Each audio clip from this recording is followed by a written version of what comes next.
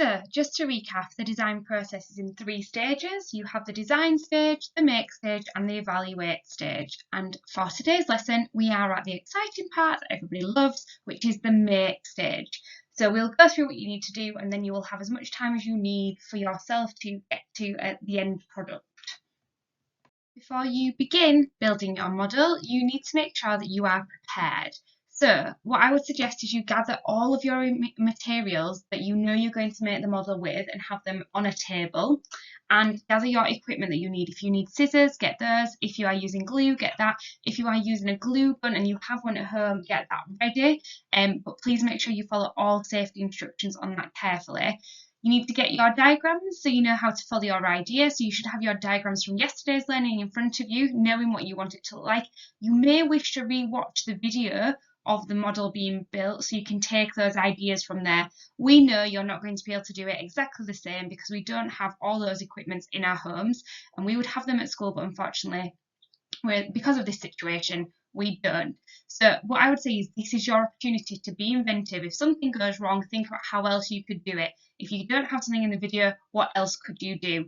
So you might want to rewatch it, but that's up to you. And then just to think, I need to just remind you about the safety guidelines. So when you're cutting out or using a glue gun, please be careful. Scissors used safely and properly in the way you have been shown how to do it at school. If you are pressing anything through to kind of pierce anything, the cardboard, do it with a pencil, but put blue tack behind it or a scrunched up bit of newspaper. Do not hold your hand directly against it, as this will cause the pen or pencil to go into your hand. So just make sure you take the correct safety precautions to do this safely and carefully. Here are just some more examples of Chichen Itza models that you might want to have a quick look at before beginning your design and making it. I know you have designed it already, but this just gives you a little bit more inspiration, and perhaps if something goes wrong, there might be something you spot on one of these images that could help you to put it right. So please don't worry about the equipment. There's lots of different ways for you to do things.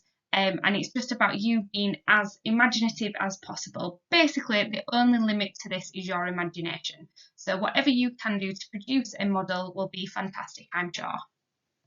Time for you to get started. Just think about, as you're going through, how can you best affix things? How can you make sure that they stay together and stay secure? So you might want to have to look at different alternative joins for things.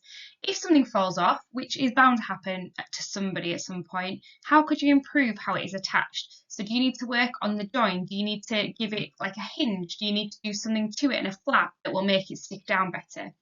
And if something isn't strong enough, how could you stiffen and strengthen it to improve it and make sure it is secure and strong? So again, you're thinking about those joins. Very much, it should be a really great one for you because some of the work I've seen is so creative that I imagine that you will be able to think of some fantastic solutions to these problems. When you've finished it and you feel like it's good enough and it's a quality product, please take a photo of it and upload it for us to have a look at. I'm really excited to see these today. So when you have finished your model, please upload some photos. It would be fantastic as well to see the different stages of your model. So if you wanted to take photos of it at different points, that would be wonderful as well.